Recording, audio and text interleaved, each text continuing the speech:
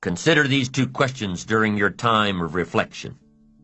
Number one, what could I have achieved in the past had I been more diligent? Could I have been more disciplined, worked smarter instead of harder, said no more often to social functions, to community commitments?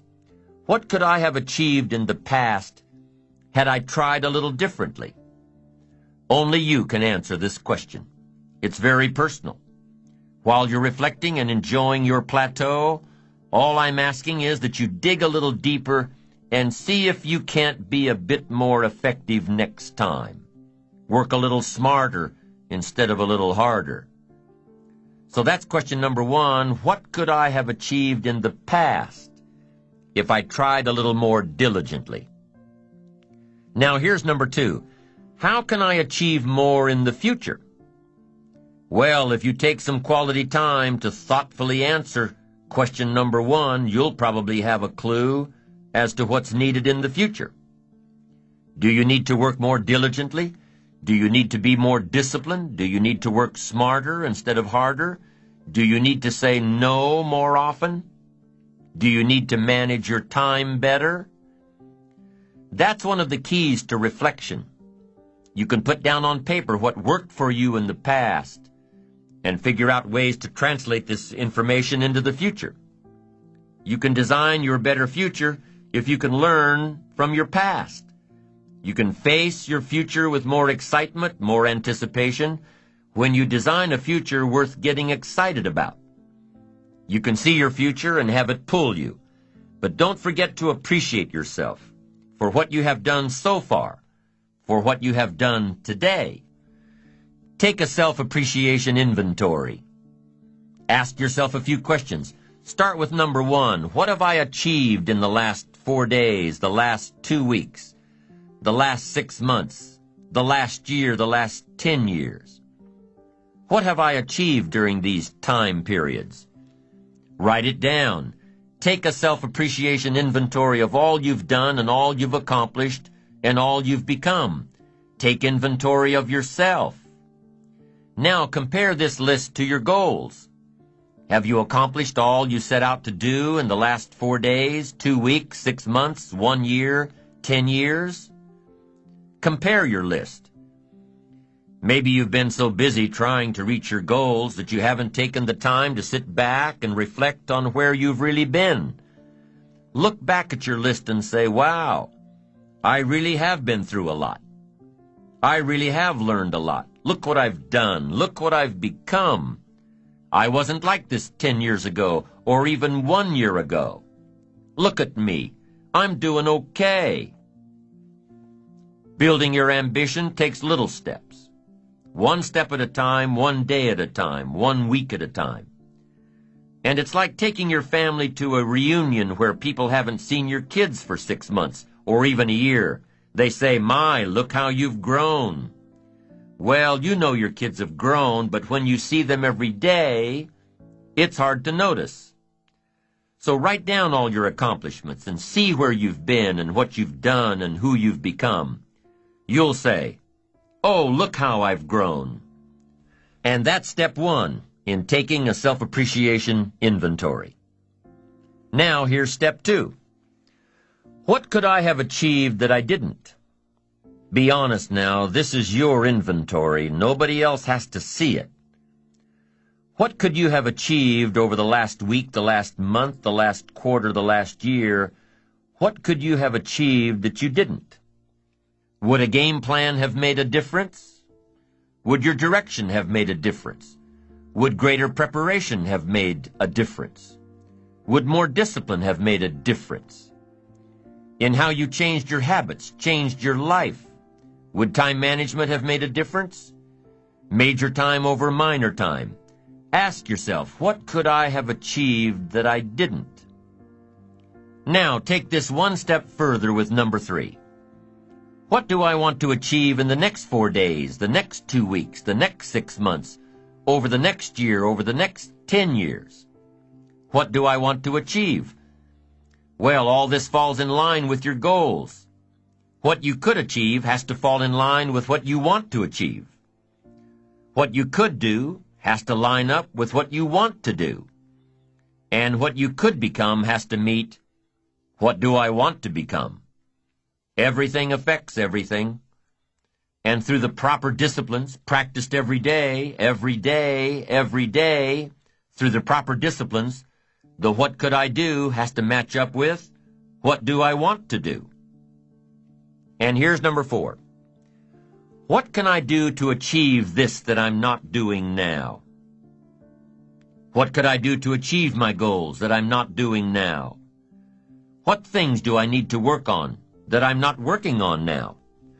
Remember, it's easy to do the disciplines, the little things every day, and it's easy not to. It's easy not to. Look back at the self-knowledge inventory that you took on side 3 of this program, the session on positive self-direction. Look back at the list you made of your 3 most important work-related goals. Look back at your list of the 3 most important personal and spiritual goals. How are you doing with these?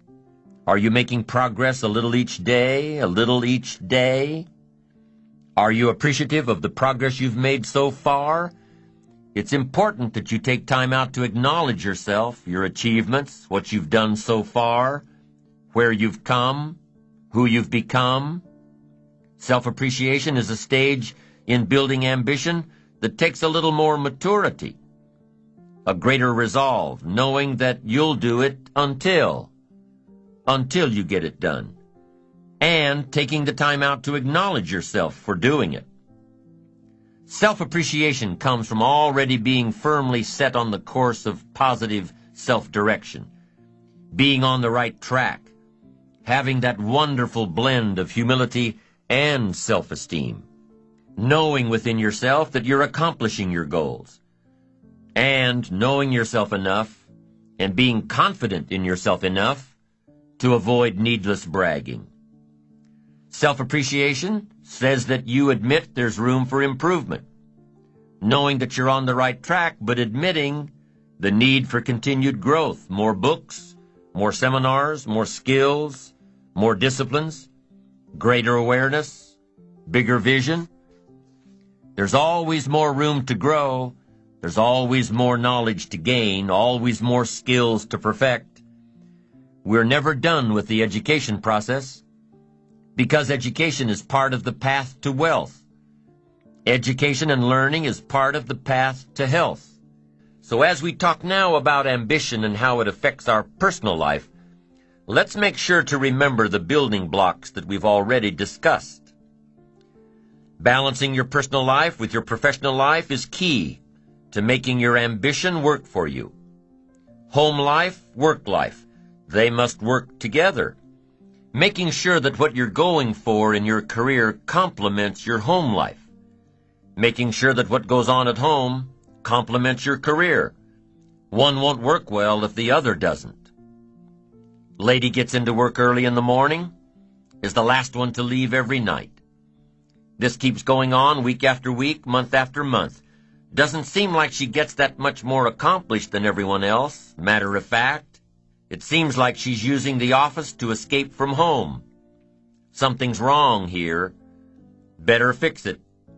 Chances are that whatever's bothering her at home is affecting her work anyway. A guy's always late for work. Always takes off during the middle of the day to go home. There always seems to be some sort of emergency to tend to at home. He takes long breaks, leaves early to go home. He's not getting his work done in record time. He's not getting anything done at all. Chances are he's using the emergencies at home as an excuse to stay away from the job. If something's wrong at work, fix it, if you can, or look for your solution elsewhere. If something's wrong at home, fix it. If what's going on at home is the result of neglect, admit it and fix it. Pay greater attention. If you need to go to counseling, go to counseling. Talk with your minister. Talk with a trusted friend. But remember that whatever the problem is at home, it probably didn't happen overnight. So make sure to give it some time in the healing. Be patient. Now, there's a balance between work time and home time, professional time and personal time. They both have to be working well in order to maximize your ambition and maximize your potential. Problems at home affect work. Problems at work affect home. Even when things are going well in both areas, sometimes special circumstances call for the work time to take away from the home time. And if that's the case, make sure everybody at home knows when to expect the light at the end of the tunnel. And if that extra project is really taking away from the family, make sure your family knows that their time will be paid back with interest. Psychologists have found two major things that we as human beings get the most happiness and satisfaction from. Two things. Number one, our work, our contribution to society, our continued progress toward reaching our goals, our activity that generates our lifestyle, influence, power. And number two, love. The love we receive from our spouse, our children, our parents, our families, our friends. Knowing that one person or several people care about us, want to spend time with us. The professional goals that you've outlined for yourself take a lot of work. Your ambition takes a lot of work, discipline, skills, constant learning to improve yourself and develop yourself and improve your skills and develop your skills. You don't expect that your achievements will come to you on a silver platter. Working on the wish and the hope and the prayer philosophy? No. You know that your goals require constant attention and discipline every day. Or they'll what? They'll never come to you at all.